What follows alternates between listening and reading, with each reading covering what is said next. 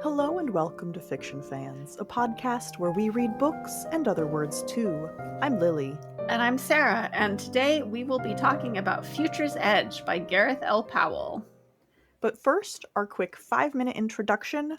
What is something good that happened recently? Because no matter what, there's always something good that has happened. Yeah, this is a hard question for me this week, because the last 7 days have been pretty shit. Listeners who follow us on Blue Sky will know that I had to put my pug, Mr. Squeak, to sleep on Friday. If you have heard pug snores on the podcast, chances are it has been Mr. Squeak, because she's not my only pug, but she was by far my loudest pug. So the week kind of really sucked a lot. But I do actually have an answer for this. I went for a run this morning. It's the first time I've gone for a run in 2 months. And it was nice to be running again. So that is my good thing.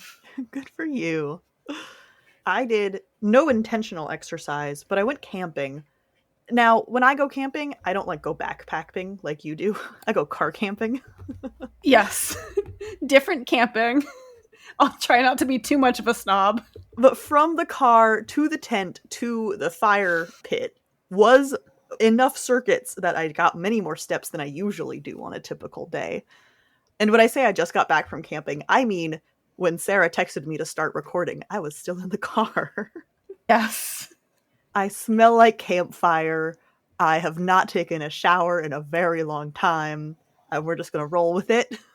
Look, you can't smell over a podcast. It's fine. The technology is coming. No, it was great. And I so much time, just downtime, right, for reading, and we play board games with our friends. It's mostly a lot of indoor activities, but outside, which is fantastic. You do this with a bunch of friends, right? It's not just you and your husband. Yeah, we go down early, so the first day and a half is just us. But then by the time we left, there were 15 people there. Jesus, that's a lot of people. Yeah. Him and his family, his brothers and friends and friends and friends. And that's quite a bit of fun. Way more people than I want when I am camping. You hit a point of zen where you're just I am filthy. Hello, perfect stranger. We are filthy and drunk together, and that's just fine. You and I have very different camping experiences, which is fine. Yeah. But we have very different things that we want out of our camping. I mean, isolation is also nice. That's why we go down early. So I want both. I just want the one. Well, what are you drinking tonight?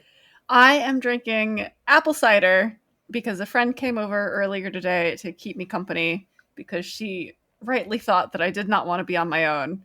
And we started drinking early. And that is what I am still drinking. So hard apple cider. Yes. Okay. The alcoholic kind. I am drinking ginger beer. The nice. Good kind that makes you sneeze. So, warnings in advance. Have you ever tried making your own ginger beer? No, but that is high on the list of projects for this fall. And have you read anything good lately? No. All right. Not at all. I also have been doing primarily podcast reading. I think you're actually ahead of me in podcast reading, to be honest. I think so. Our next book, not episode chronologically, but that we have to read, is very short, so you'll be fine. Yeah. I have not started reading it, but I'm also not working tomorrow. So yeah, there you go. It works. Future's Edge. Yes. So this was I mean, would you say post-apocalyptic? It's post-apocalyptic. I think it's post-apocalyptic. It is a book that is set both after humanity has kind of gone through a climate crisis, but also after humanity has gone through a crisis of aliens attacking and getting exploded. Yeah, killing all of the Earth. Earth being obliterated. Yeah. Yeah. I mean, Earth is still there, I think. It's just that no one on Earth is alive. Okay. Basically. And it follows Ursula Morrow, who was an alien archaeologist. An archaeologist of alien civilizations. Yes. She studied alien civilizations and then got infected with some strange alien disease. And then shortly thereafter, all of the like alien invasion stuff happened, and she finds herself in a refugee camp essentially. And then is the bulk of the story is her learning that maybe this alien thing that infected her could actually save them from the enemy that has been wiping out all of humanity. And so she and her former boyfriend and her former boyfriend's crew go and try to save humanity. This is all true. However, we've been throwing the word alien around a little willy-nilly. And I do think it's worth clarifying that in this sort of future post-apocalyptic, well, before the apocalypse, humanity had made contact with a couple of other alien civilizations and had started exploring the stars. So there are what I'm going to call the present-day aliens, the civilizations that are roughly equivalent with humans as far as technology goes. There are the ancient aliens that are being studied by archaeologists. The precursors. The precursors, yes. And then there are the invading aliens that are killing not just humanity, also all of the like current sentient species. Yeah, so I think they're called cutters in the novel, but the cutters are killing all of the species that have a specific space travel ability. So if they can travel through these specific, like, I'm going to call them space highways, which is not how they're described in the book, but that's basically what they are. Anything that travels on that space highway, the cutters are just kind of like decimating. Yeah. And then going back to the start of the space highway and killing the culture that originated there. So, fun concept. I think from my reading experience, this book did suffer a little bit because it is first-person narrative, and we have scheduled it so close to The Great Gatsby, which is truly unfair for this book. I mean, that would be a little bit unfair for any first-person narrative, to be fair. Yeah, exactly. But like to go from my shining example of the ideal first-person narrative to another book that's in first-person narrative felt a little like whiplash. It's a little unfair. In our defense, we didn't know, but how could you? I mean, I guess we could have looked that, but that would be a weird way to schedule books. Yeah, but that's not how we schedule books. It is. I don't know if I'm telling on myself with this, though. When we first discover that the first-person narrator's ex-husband has shown up to their bar, I was like, oh, I didn't know the main character was gay. As in, you thought that Ursula was a man, or yeah, we hadn't heard her name yet. Oh, that's fair. Yeah, that's fair. I guess we hadn't heard her name yet. All we knew was that her bartender, the robot Siegfried, called her Gov, which is completely gender neutral, if not a little masculine. Yeah, that's true. So I was like, okay. And then was like, oh, no, wait. I actually had a little bit of a different experience. I was expecting, maybe this is spoilers. I don't think it is. But I was expecting Ursula to, yes, she has this ex-boyfriend, Jack, but I was expecting her to fall in love with a woman at some point in the story. Interesting. I don't know why. I was expecting her at the end of the story to be in a relationship with a woman. That's not what happens. No. I don't think that's a spoiler. No. I really liked the world that gets set up at the beginning, though, because this book starts with Ursula in the refugee camp, where she has stayed much longer than most other people because she is waiting for her boyfriend, who she doesn't know is an ex. Like, he saves her life, and then she's just waiting for him for, I think it's like 2 years or something. It's 2 years, yeah. And she has become the owner of the bar in this little scrappy shanty town. And just all of the descriptions of that location, I felt really cool. I loved all of the different, like, the idea of these different cultures, vastly different alien cultures coming together and just trying to survive. And all of the different, like, black markets that come out of that. And that was, I think, one of the most compelling settings in the book. Yeah, I would agree with that. I did really enjoy the descriptions of this kind of existence that they were trying to eke out on this, moon or whatever it was, this refugee camp where everyone was just trying to figure out how they could get onto one of the foam ships which would take them to a better place. I do think that this book would make for a very good movie. It had a lot of elements that I thought were very visual and graphic, and I would love to see on the screen. I don't necessarily know if it worked as well for me as a novel, but I think it would just be a really fun, like, big budget movie. Okay, speaking of Ursula's bar, though, is it ever explained where she gets alcohol to sell? I don't think it really is. I mean, they talk a little bit about how the alcohol, the alcohol that is made is not great, but she Yeah. somehow has high quality tequila. Yeah, and there's no mention of her like distilling gin, which she sells, or brewing beer. They don't have replicators because it's a big deal that later on when they're offering to barter with a ship replicator. So it's like, is she importing it and then selling it at a markup? Like, I know that was like the economy of this refugee camp wasn't the point, except it kind of was because there was this sense of scarcity in every moment in that location. Yeah. It felt like things had been thought about except in this one instance, right? Like it stuck out as being a question. Yeah. Because every luxury is so hard won, I'm just like, where are you getting all of this?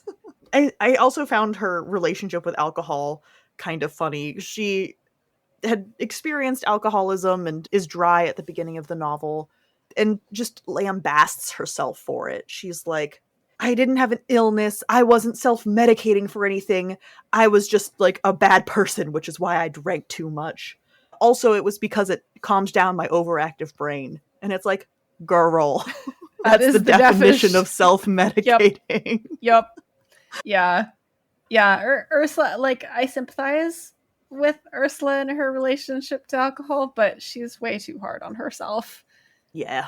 Like, honestly, she has gone through the trauma of getting infected with some kind of weird alien disease and then being poked and prodded at by the military.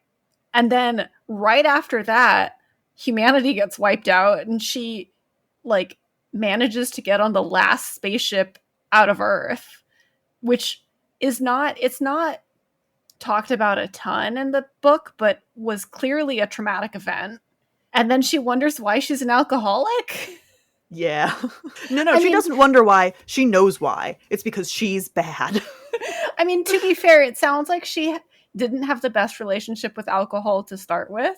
She maybe drank a little bit too much when she was an undergraduate studying archaeology, but also she was an undergraduate. What 20-year-old, doesn't drink too much? Yeah. And I think it wouldn't be so noteworthy, except it comes up a lot. Like a lot. Like at least 3 or 4 times she gets like multiple paragraphs talking about how much she was the worst. Yeah, it's focused on a lot, to be fair. So for all that this takes place in a post-space travel, post-apocalyptic future, their version of Earth was quite recognizable. We don't hear much about Ursula's present day, or I guess not present day, but Ursula's pre-apocalypse present day Earth.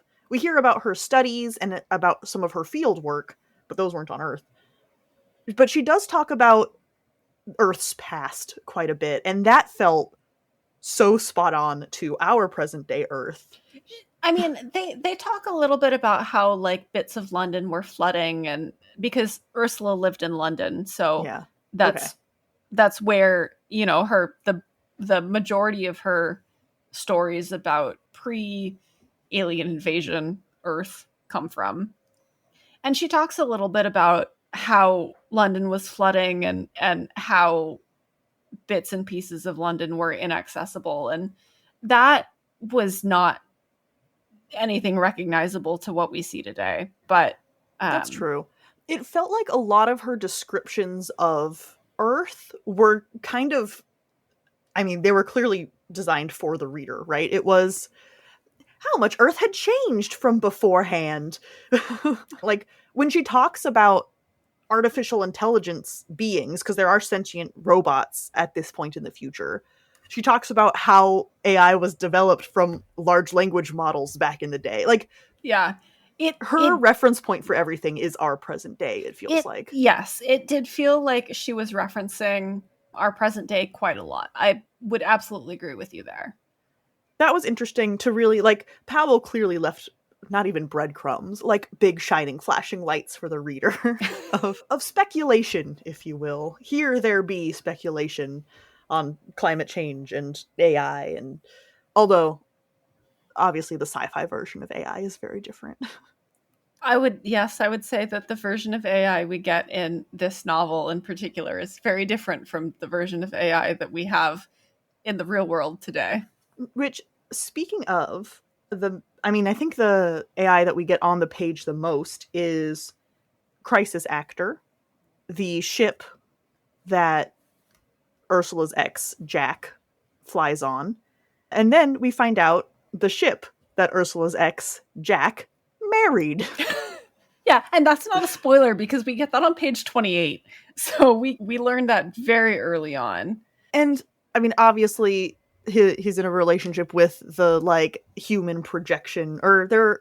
She has, like... She's not a projection, it's a little robot person. Yeah, she has Android. Basically an avatar. Yeah. I forget what the actual term is in the novel, but it's like a physical avatar that's human-shaped. That's human-shaped, yeah. And wears clothes and looks human and et cetera, et cetera.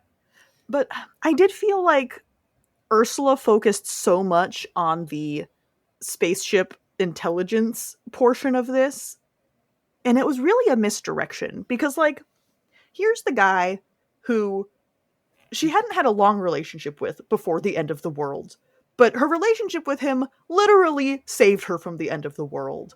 She spent 2 years waiting for him in a refugee camp, and then he shows up, and she finds out that she had been dumped and never knew it.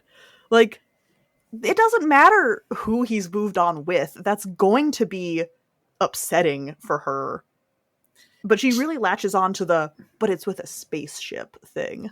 Yeah, she focuses a lot on the fact that he married his spaceship and not enough on the fact that he moved on without telling her. But, like, on the one hand, I get it. I mean, he was in really traumatic experiences. He didn't necessarily have the opportunity to, like, write her a letter and tell her, sorry, I've moved on. Oh, no, of course. Sorry, I'm not saying that that's Jack's fault at all. Yeah. I just feel like Ursula is extremely upset, and the way the narrative dwells on things is like, that's so clearly not the real problem here, though. Yeah, I agree. But I also think that that's partly intentional. Like, I do think that is one of the things that the first person narrative is bringing to this, where Ursula thinks that that's the problem, and so that's what the narrative dwells on, but she's not right. That's not what the problem is. Yeah, and we get that later on when she digs up her, or acknowledges her trauma even. Yeah. Doesn't dig it up, but acknowledges that there's something to dig up. Yeah, no, I agree. Yeah, so, like, that she spends a lot of time angsting about that. It's she does.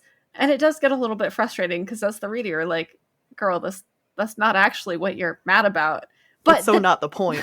But the text does acknowledge it later on. Yeah.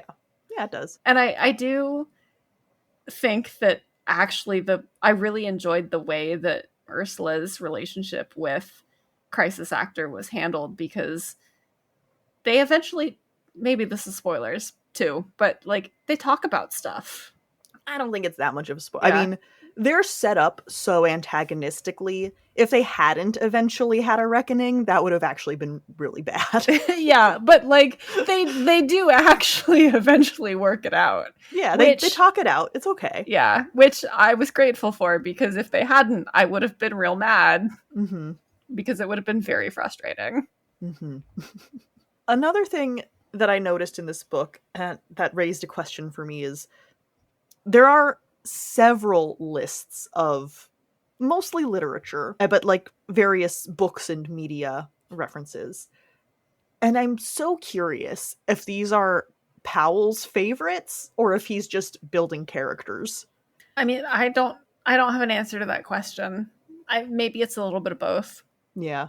But it's just, I'm not Powell, so I can't answer that. No, I know, but you never think like when an author makes a reference to another work in their book, you're like, yes. Well, sure. Like, I agree that it's an interesting question. I just don't have a good answer for you, is all. And then, of course, I go, I wonder how many of those he's read, which you don't have to have read something to reference it in your work. But he pulls quotes from them. Like, he has to have been somewhat familiar with at least some of them. I bet he was familiar with a lot of them, because I get the impression, I mean, like, I don't know him, obviously, but we do follow him on social media, and I get the impression that he's pretty well read. Well, and then there is a difference between the times when he lists out actual, like, book names and authors versus, and then I read Russian literature. It's like, okay. Just that whole genre? Gotcha. Yep. The whole genre. Mm-hmm. Well, before we get into our spoilery conversation, who should read this book? So you should read this book if you want a very visual sci-fi action standalone story. Because yes, that's a good point. It is a standalone. It is a standalone. I'll be honest, I did get to like the 3/4 mark and wonder if there was going to be a second story. And while there is certainly room for a second story, this is a complete novel in and of itself. It didn't feel unfinished. Like, there are no loose ends that need tying up. So you can just read it by itself. And I don't know if there's ever going to be any second part or not, but I love that. I feel like standalone books are underrated. I agree. Like, finish a story. Yeah, like, I love a standalone story. I especially love a standalone story that leaves space for another part but doesn't require it, if that makes sense. Yeah, I get what you're saying. Yeah. And I think that's what this does. Like, if Powell wrote a second part, I wouldn't be like, but the story was finished. Why did you do this? But on the other hand, if he never writes a second part, I'm not going to be like, but the story was unfinished. Why did you do this? It's a good balance. It's a hard balance to strike. Yeah. This episode of Fiction Fans is brought to you by Fiction Fans. That's us. We really appreciate our patrons, because otherwise we fund this podcast entirely ourselves. Patrons can find weekly bonus content, monthly exclusive episodes, and they get free access to our biannual zine, Solsticia. You can find all of that and more at patreon.com/fictionfanspod. Thank you for all of your support. The remainder of this episode contains spoilers. Okay, so one issue that I did have with this book is that we never actually learn enough about the Cutters, who are kind of the main antagonists, for me to really actually care about them. Yeah. I think they're supposed to be just like this looming threat, but I don't know. We also see them, so we get the wrong amount of exposure to them. Yeah, like, we see them, so we know that they exist. We know a lot about them. And then at the end of the book, we are told that the precursors, this previous alien society, created them because they were afraid of basically like Cthulhu stories and thought that they needed to nip space travel in the bud, basically. But we don't know anything about what they were afraid of. They were just afraid. Well, and when a character asks, the intelligence that they're asking just goes, "Trust me, you don't want to know." And it's like, well, that's not useful. Oh no, They ask what the precursors did that was so bad. Yeah, there were a couple of questions that were just met with, you don't want to know. And it's like, Yeah. no, I do, though, actually. Yeah, like I did actually want to know the answer to some of these questions to understand why these things were happening. Well, and early on, when Ursula interacts with a cutter, or fights a cutter, interacts. They weren't having tea. When she encounters a cutter for the first time, that's the word I was looking for.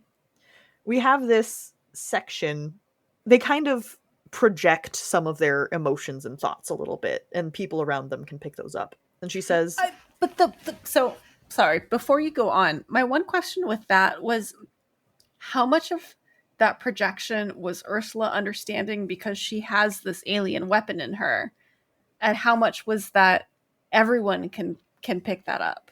I thought one of the other crew members was able to hear them as well. But that was Siegfried, who is not human. He's an alien conscience, and he can do weird things. Okay. We never know if the other human characters have that same experience. Well, that's a good point. I hadn't thought of that. That does not change No. what she's about to tell us about them, though. It does not. It has no impact whatsoever. It's just a question that I have. Yeah. So they had no interest in our territory or resources. They simply wanted to wallow in our terror and despair and then glory in the bloody dismemberment of our physical form. For them, the killing was the whole point of the existence, their prime directive and most intense hunger. So it's kind of like the narrative goes out of the way to tell us these creatures have no, like, not impulse, shit, driving force. There is nothing thoughtful or deep happening with them. Don't try to look for something. And it felt like that was pushing the cutters towards being that eldritch horror, right? The unfeeling force that just... But even then, if my understanding is correct, part of the horror of that is that it's inconsequential to the thing that kills humanity, not that it enjoys it. So I don't know.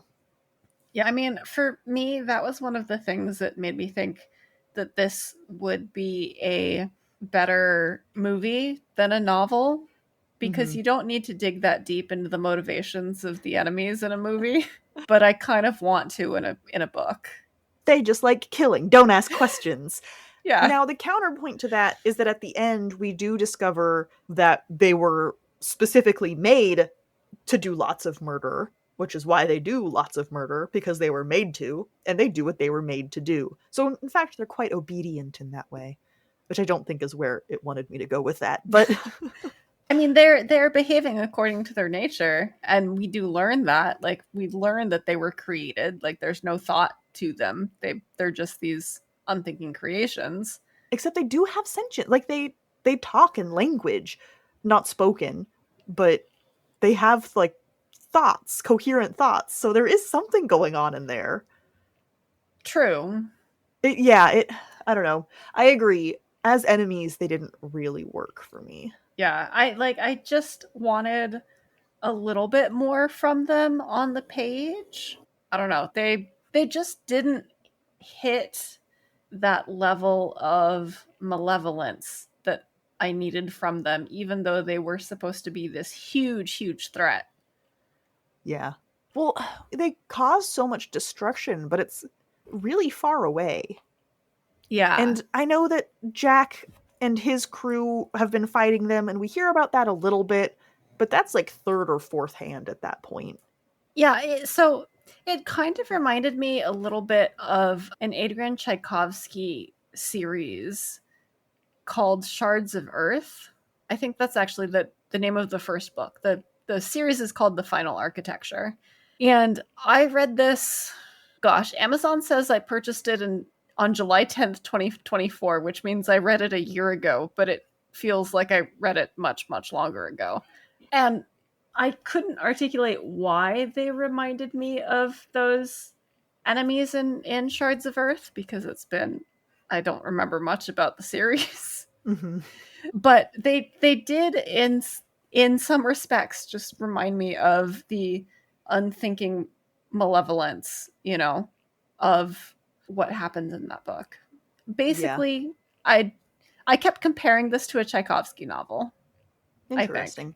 Yeah. I have never read Tchaikovsky, which is probably a crime, actually, that I should not admit to on air. But that's where we're at. I mean, I've not read a lot of Tchaikovsky, so you're fine. But you have read some. I have read some. Speaking of Siegfried, though, he was a really fun character. He was probably my favorite character. I liked him a lot.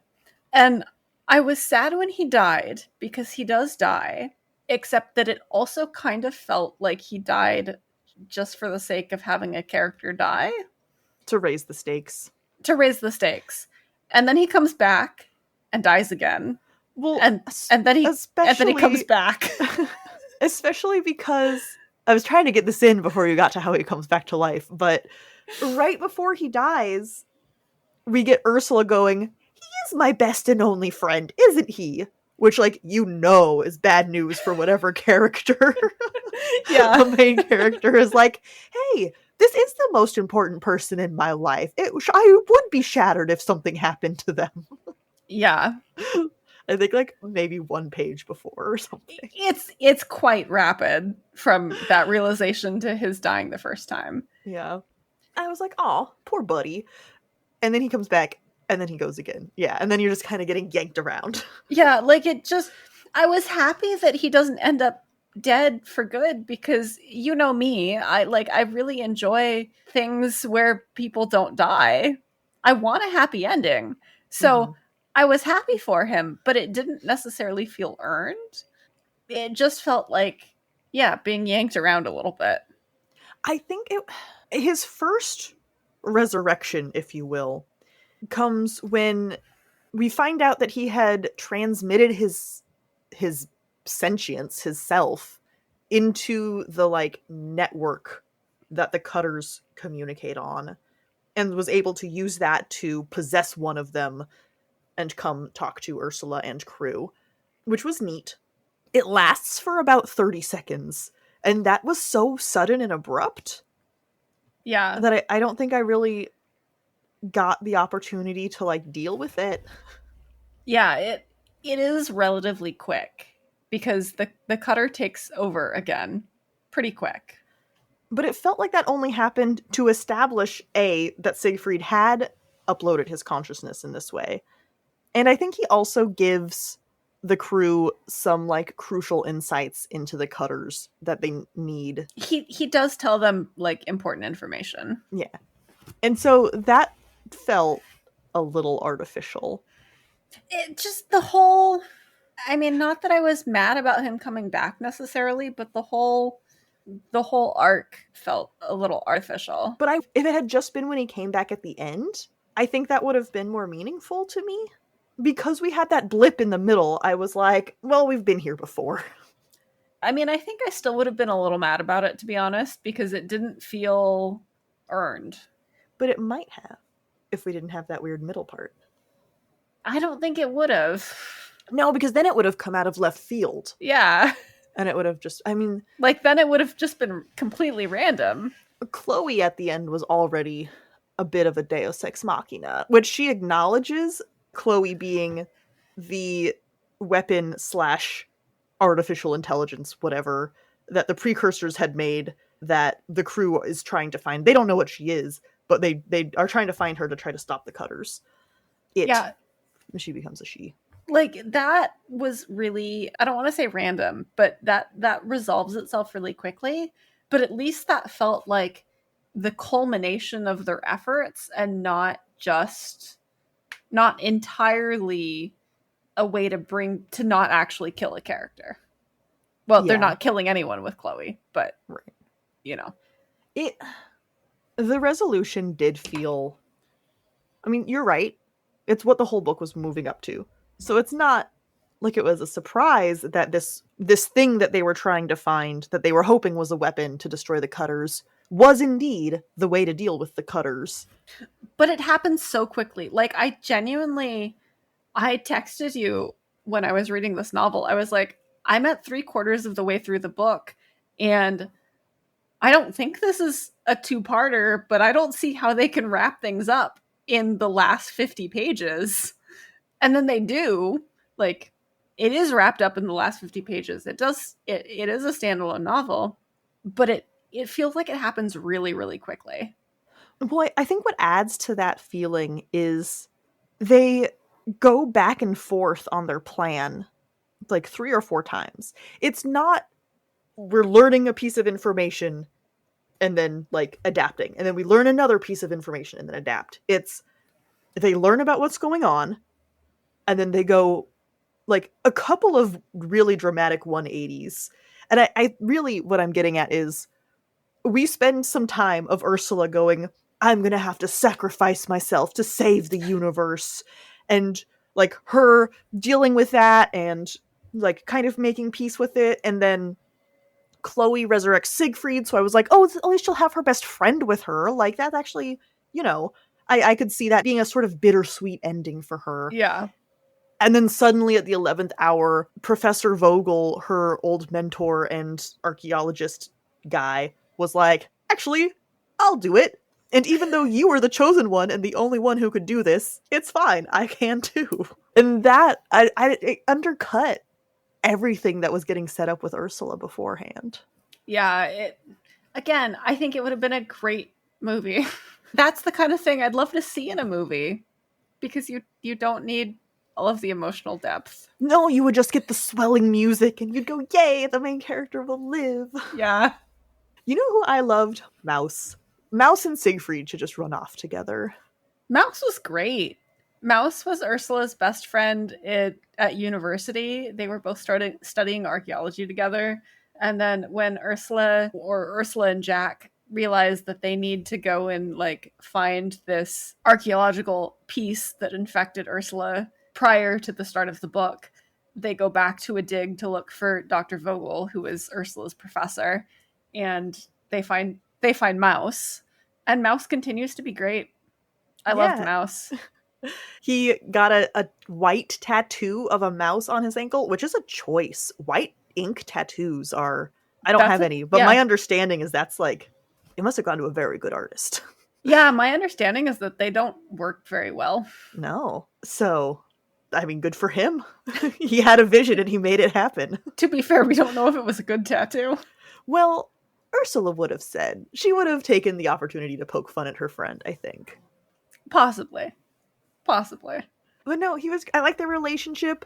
There was an element of methinks they doth protest too much when they were like, but we could never be together because Mouse is super gay. And it was like, okay, you've said that a couple times, guys. You might be into each other. They did talk about it quite a bit, but I liked that they don't end up together. No, me too, but they can stop bringing it up. They could stop bringing it up. I mean, I feel like Ursula could stop bringing up her relationship woes just a little bit. Like, we all know she has them. Yes, her ex is now married to his warship. She has to deal with it, but she lingers on her relationships quite a bit.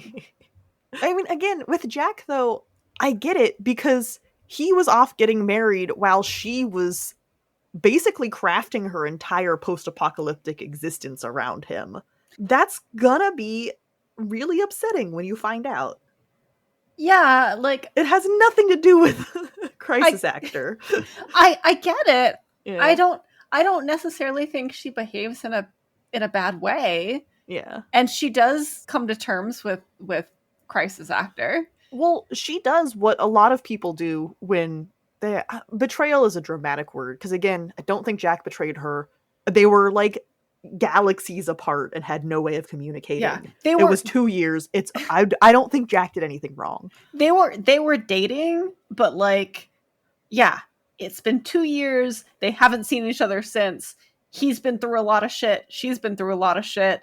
People change. Yeah. Like, it would have been nice if he sent an email, but he couldn't necessarily send an email, so... But it is not unheard of when someone experiences what they perceive as a betrayal, how's that, to blame the quote-unquote other woman or other man or whatever instead of their partner. So, like, that part made sense. Even though she should have been mad at Jack, not crisis actor. Sure, like, I got it, but they still dealt, like, there was an awful lot of dwelling on it. Well, it was interesting that, like, she does have a reckoning with crisis actor, although I guess they call her Chryse in the book. Like, that's the shorthand for her human persona. Her nickname, yeah. And it's a big deal when Ursula starts calling her Chryse, and it's like, oh, they're on nickname levels now, okay. But, like, she has a heart-to-heart with crisis actor, and they sort of, like, become on good standing, like, good terms. But she never has that with Jack. It's just sort of, oh, well, now that I'm, like, chill with crisis actor, I'm chill with you too. And I feel like that was really missing. I wanted her to have that moment with Jack because he was the one who she actually had a relationship with. Yeah, it did feel like, I was glad she had that conversation or that reckoning with crisis actor, because that was needed too. Absolutely, yeah. But she absolutely should have had a conversation with Jack, because, yeah, he was the one that she was in the relationship with. He was the one who, quote unquote, betrayed her. Which, like, we're using as shorthand. Yeah, we're using it as shorthand. He didn't actually betray her, No. but from her perspective, he was the one who left her. Like, it's great that you now have a relationship with the other woman, but are you gonna make up or, like, talk to the person that you had the relationship with in the first place? Yeah. No. Instead, we got a one-liner about, you should be terrified now that your ex and your wife are friends. Ha ha ha. Yeah. Sci-fi action movie. I see that quite a bit. Yeah, I think you're spot on. It would be such a good sci-fi action movie. I would love to watch this movie. I want to watch this movie. I had problems with it as a novel, but I think as a movie, it would be so good. I mean, give me a space fight at any time. That too. If this came out as a movie, I would be there midnight showing, opening night. Yeah, same. 100% same. Give me crisis actor narrating her, like, big space battle with the cutter ships. Like, that would be amazing. Oh my god. It's just the visuals of this book, so good. So good. Like, you could get such, like, colorful slums in the refugee camp. Pole House, the kind of crime lord that we didn't talk about at all, I think would be a great movie. Yeah, like, movie sub-villain. Yeah, I'm there. I'm in. Yeah. Like, it's got so many good elements. It didn't necessarily work for me as a novel. Like, it's not that I disliked it. It was fine. It just hasn't been my favorite read, but... Again, I read this concurrently with The Great Gatsby, which is truly unfair to any reading material whatsoever. And I also, I mean, to be fair, I read it right before my dog died, so also not fair. Yeah. Not really in the right state of mind to be reading novels, but sometimes you read something and you're like, I want this in a different medium. Like, I love this, but I want it to be slightly different. I want to experience it in a different way. Mm-hmm. And for me, that was this book. Like, I wanted to watch it as a movie, and it's not a movie. Thank you so much for listening to this episode of Fiction Fans. Come disagree with us. We're on Blue Sky and Instagram at FictionFansPod. You can also email us at fictionfanspod@gmail.com or leave a comment on YouTube.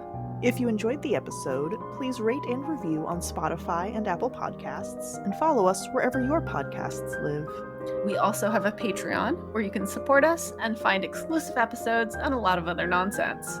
Thanks again for listening, and may your villains always be defeated. Bye!